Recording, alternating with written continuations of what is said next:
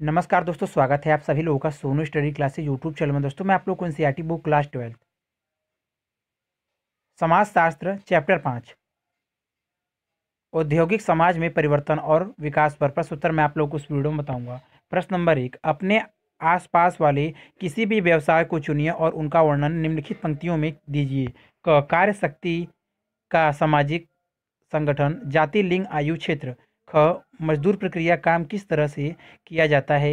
ग, वेतन तथा अन्य सुविधाएं। घ, कार्यावस्था, सुरक्षा, आराम का समय, कार्य के घंटे इत्यादि। उत्तर नंबर 1, 1990 के दशक से सरकार ने उदारीकरण की नीति को अपनाया। निजी कंपनियों, विशेष तौर पर विदेशी कंपनियां, उन क्षेत्रों में निवेश करने के लिए आगे आई जो पहले सरकार के लिए आरक्षित थी। नंबर 2, सामान्यतः लोगों को रोजगार प्राप्त हुआ। ऐसा विज्ञापन अथवा रोजगार कार्यालयों के माध्यम से संभव हो पाया। औद्योगिक क्षेत्रों में पुरुष तथा महिलाएं दोनों ही काम करते हैं। जो लोग उद्योगों में काम करते हैं वे वेतन के अतिरिक्त भी कुछ लाभ जैसे मकान भत्ता, चिकित्सा भत्ता आदि प्राप्त करते हैं। नंबर 3, कारखानों में काम करने वाले श्रमिकों की नियुक्ति की प्रक्रिया में परिवर्तन आया। पिछले कई वर्षों से श्रमिकों का काम ठेकेदारों के मार्फत प्राप्त होता था। कानपुर व कपड़ा मिल में इस तरह के लोगों को मिस्त्री कहा जाता था। वह लोग भी कामगार होते थे। वह कामगारों के क्षेत्र तथा समुदाय के लोग होते थे, किंतु मालिकों के कृपा पात्र होने के कारण वह कामगारों पर अपना वर्चस्व दिखाते थे। नंबर 4, मिस्त्री कामगारों पर सामाजिक दबाव भी बनाते थे। अब इन लोगों का महत्व खत्म हो गया है। अब प्रबंधन तथा श्रम संगठनों के सहयोग से कामगारों की नियुक्ति होती है। नंबर 5, कामगारों की यह भी इच्छा रहती है कि वह अपने बाद अपने बच्चों को काम पर लगवा दे। बहुत सारी फैक्ट्रियां स्थायी कर्मचारियों के स्थान पर बदले कर्मचारियों की नियुक्ति करती है। बहुत सारे बदली कर्मचारी वस्तु तो कई वर्षों से एक ही कंपनी में काम करते हैं, किंतु फिर भी उन्हें स्थायी नहीं किया जाता। इसे संगठित क्षेत्र में अनुबंध का काम करते हैं। नंबर 6, निर्माण क्षेत्रों में तथा ईंट भट्टा उद्योग में ठेकेदारी व्यवस्था के अंतर्गत काम करने वाले स्थायी कामगारों को देखा जा सकता है। ठेकेदार गांव में जाकर वहां के लोगों से काम के बारे में पूछता है। वह उन्हें कुछ पैसे उधार दे देते हैं। इस उधार दिए गए पैसे में काम करने के स्थान पर आने जाने का परिवहन व्यय भी शामिल होता है। नंबर 7, इन उधार दिए गए पैसों को अग्रिम मजदूरी के तौर पर माना जाता है तथा जब तक इस उधार को चुकता नहीं कर दिया जाता तब तक मजदूरी नहीं दी जाती थी। पहले भूस्वामियों के द्वारा कृषि श्रमिकों को ऋण के जाल में फंसाया जाता था। अब औद्योगिक क्षेत्र में अस्थायी मजदूर के रूप में वह पुनः ऋण के जाल में फंस गए। वह ठेकेदारों से किसी अन्य सामाजिक सरोकारों से नहीं जुड़े होते हैं। इस अर्थ में वे औद्योगिक समाज से ज़्यादा स्वच्छ स्वच्छंद हैं। वह अपना अनुबंधन तोड़ सकते हैं तथा अपना रोजगार ढूंढ सकते हैं। कभी कभी तो पूरा परिवार ही काम की तलाश में बाहर चला जाता है तथा बच्चे अपने माता पिता की मदद करते हैं। नंबर 8, आज जहां तक उद्योगों में श्रम शक्ति की सामाजिक बनावट का प्रश्न है, औद्योगिक क्षेत्र में 15 से 60 वर्ष तक के सभी जाति तथा लिंगों के लोग काम करते हैं। देश के कुछ हिस्सों में दूसरे क्षेत्रों की तुलना में अधिक उद्योग है। नंबर 9, विभिन्न श्रमिकों को विभिन्न उद्योगों में उनकी योग्यता, अनुभव, उम्र तथा कार्य की जोखिम के दृष्टिगत कार्य का समय अलग अलग निर्धारित होता है। अनुभव की सेवा शर्तों के अधीन ठेका श्रमिकों को एक निश्चित मजदूरी दी जाती है। असंगठित क्षेत्रों की तुलना में संगठित क्षेत्र में वेतन तथा अन्य भत्ते ज़्यादा मिलते हैं।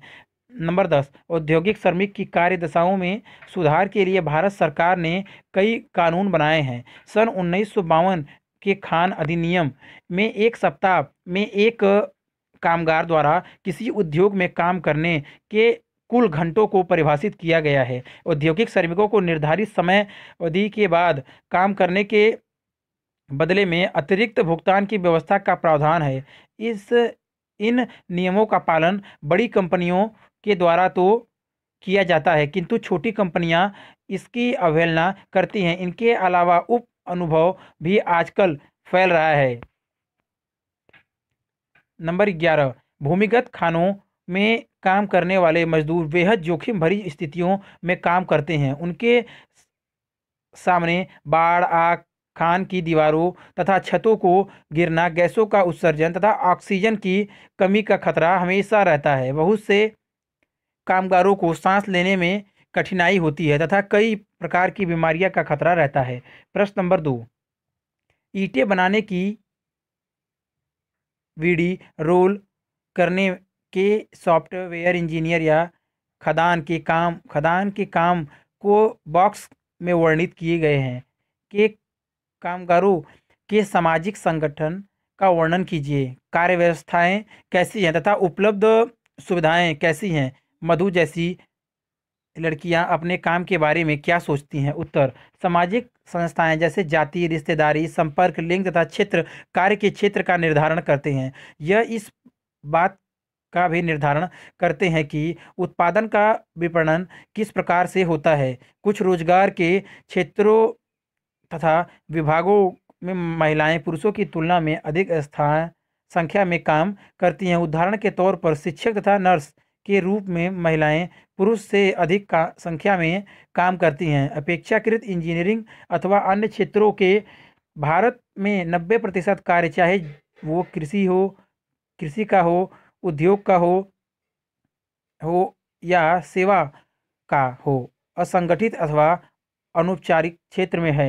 बहुत कम लोग बड़ी फार्मों में काम करते हैं जहाँ की वह दूसरे क्षेत्रों और पृष्ठभूमि वाले लोगों से मिल पाते हैं। नगरीय क्षेत्र में इस प्रकार के मौके मिल जाते हैं। नगरीय क्षेत्र में आपका पड़ोसी आपसे भिन्न क्षेत्र का हो सकता है। मोटे तौर पर अधिकतर भारतीय लोग छोटे पैमाने पर ही कार्य कर रहे स्थानों पर ही कार्य करना पसंद करते हैं। भारत में लगभग 60% लोग प्राथमिक क्षेत्र कृषि तथा खान, 70% लोग द्वितीय क्षेत्र उत्पादक निर्माण तथा उपयोगिता तथा 23% लोग तृतीय क्षेत्र व्यापार, यातायात, वित्तीय सेवाएं इत्यादि में कार्यरत थे। कृषि के क्षेत्र में तेजी से गिरावट आई है।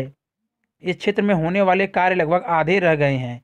यह स्थिति बहुत ही गंभीर है। इसका अर्थ यह हुआ कि जिस क्षेत्र में ज़्यादा लोग कार्यरत है वह उन्हें अधिक आमदनी देने में सक्षम नहीं है। भारत अभी भी एक बड़ा कृषि प्रधान देश है। सेवा क्षेत्र, दुकानें, बैंक, आईटी उद्योग, होटल तथा अन्य क्षेत्रों में ज़्यादा लोग कार्यरत हैं। नगरीय मध्यम वर्ग का विकास उनके मूल्यों के साथ हो रहा है। ठीक उसी प्रकार से जिस प्रकार से हम टीवी के सीरियलों तथा फिल्मों में देखते हैं, लेकिन हम यह भी देखते हैं कि भारत में बहुत थोड़े से लोग ही सुरक्षित रोजगार प्राप्त करने में सफल हो पाते हैं। इसके साथ ही वेतनभोगी वर्ग का एक छोटा सा हिस्सा भी अनुबंध श्रम के प्रचलन के कारण असुरक्षित हो गया है। सरकारी रोजगार ही अब तक जनसंख्या के अधिकांश लोगों का कल्याण करने का एकमात्र मार्ग था, लेकिन अब वह भी कम होता जा रहा है। मधु जैसी लड़की बीड़ी बनाने और तेंदू के पत्ते को गोल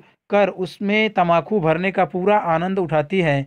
वह अपने परिवार के साथ बैठकर अन्य महिलाओं के साथ गपशप करती हैं। वह अपना अधिकांश समय बीड़ी बनाने में लगाती हैं। लंबे समय तक एक ही मुद्रा में बैठे रहने के कारण मधु की पीठ में दर्द हो जाता है। मधु फिर से विद्यालय जाना चाहती है। प्रश्न नंबर 3, उदारीकरण ने रोजगार के प्रतिमानों को किस प्रकार प्रभावित किया है? उत्तर, उदारीकरण के कारण भारतीय बाजारों तथा दुकानों में विदेशी सामान बड़ी सहजता से मिलने लगे हैं। इसके कारण कुछ श्रमिकों को अपने रोजगार से हाथ धोना पड़ा है। बहुत सारी भारतीय कंपनियां को बहुराष्ट्रीय कंपनियां ने खरीद लिया, किंतु उनके साथ ही बहुत सारी भारतीय कंपनियां बहुराष्ट्रीय कंपनियों के रूप में भी उभरी। उदाहरण के तौर पर पार्ले, पे को कोका ने खरीद लिया। उदारीकरण का दूसरा क्षेत्र खुदरा व्यापार का क्षेत्र है।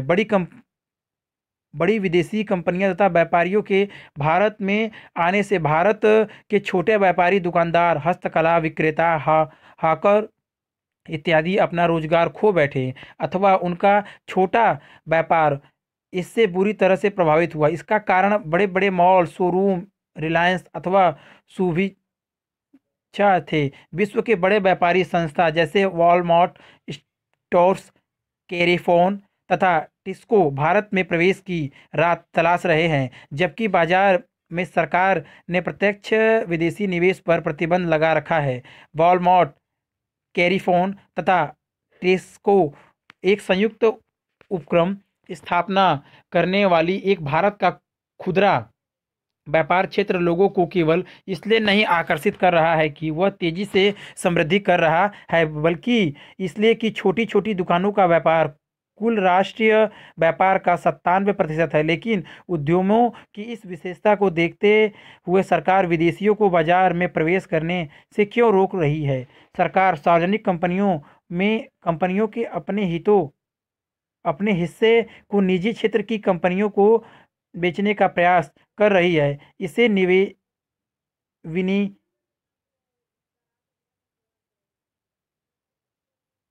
विनिवेश कहा जाता है। कई सरकारी कर्मचारी इससे भयभीत है कि कहीं विनिवेश के कारण उनकी नौकरी न चली जाए। कंपनियां अपने स्थायी कर्मचारियों की संख्या में कमी कर रही है तथा छोटी छोटी कंपनियों के द्वारा अपना काम करवा रही हैं। बाह्य स्रोत के रूप में बहुराष्ट्रीय कंपनियों के लिए बाह्य स्रोतों से काम करवाना अब वैश्विक रूप धारण करता जा रहा है। यह कंपनियां भारत जैसे विकासशील देशों में, जहां की श्रम काफ़ी सस्ता है, बाह्य स्रोतों से काम करवा रही है। छोटे छोटे धर्मों में संगठित होना श्रम संगठनों के लिए बेहद कठिन है। अगर वीडियो अच्छी लगी तो वीडियो को लाइक करें, शेयर करें, कमेंट करें और नेक्स्ट वीडियो के लिए चैनल को सब्सक्राइब जरूर करें। Thank you for watching.